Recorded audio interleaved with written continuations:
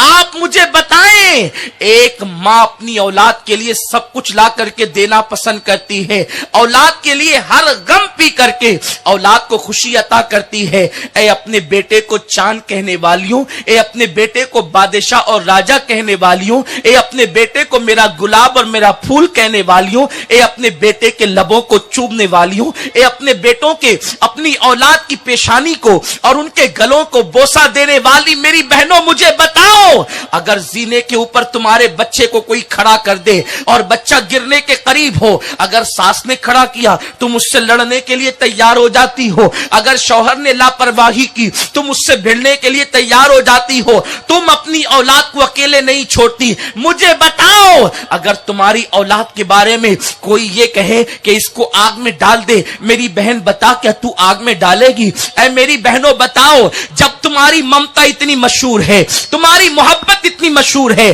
اللہ اکبر، تم اپنی اولاد کے لیے ہر غم پیتی ہو، ہر تکلیف برداشت کرتی ہو، بتاؤ کیا تم اپنی اولاد کو مشکل میں دیکھ سکتی ہو؟ کیا اپنی اولاد کو کانٹوں پر چلتا دیکھ سکتی ہو؟ کیا اپنی اولاد کو آگ میں جلتا دیکھ سکتی ہو؟ ایک ماں خود کو جلا کر اپنی اولاد کو بچانے کی کوشش کرتی ہے، ایک ماں خود کو کانٹوں پر چلا کر اپنی اولاد کو ننگے پیر کانٹوں پر چلنے سے بچاتی ہے۔ مجھے بتاؤ اے خاتون جنت کی کنیزوں، جب تم اپنی اولاد کو دنیا کی آگ میں دیکھنا گوارا نہیں کر سکتی، جب تم اپنی اولاد کو کانٹوں پر چلتا دیکھنا گوارا نہیں کر سکتی، جب تم اپنی اولاد کو مصیبت و تکلیف میں دنیا کے اندر دیکھنا گوارا نہیں کر سکتی، تم اپنی اولاد کی بے چینی پر بے چین ہو جاتی ہو، اپنی اولاد کی بے قراری پر بے قرار ہو جاتی ہو۔ میری بہنوں مجھے بتاؤ، تم اپنی اولاد کو جہنم کا ایندھن کیسے بنا رہی ہو؟ تم اپنی اولاد کو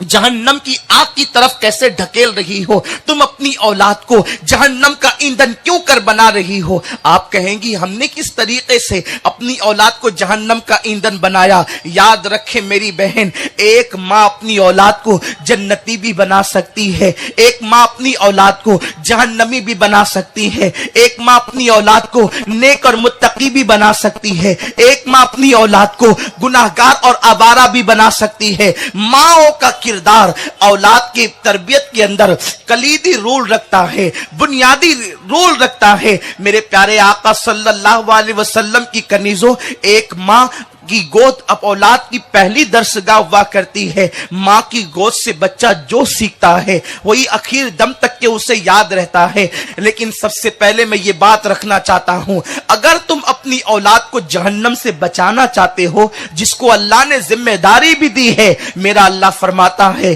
یا ایھا الذین آمنوا قوا انفسکم واہلکم نارا وقودھا الناس والحجارہ، اے ایمان والو، اپنے آپ کو اور اپنی اولاد کو، اہل و عیال کو جہنم کی اس آگ سے بچاؤ جس کا ایندھن انسان اور پتھر ہے۔ گویا کہ ماں باپ کو ذمہ داری دی جا رہی ہے، ماں باپ کو ذمہ دار ٹھہرایا جا رہا ہے، اپنے آپ کو بھی جہنم سے بچاؤ، اپنے اہل و عیال کو بھی جہنم سے بچاؤ۔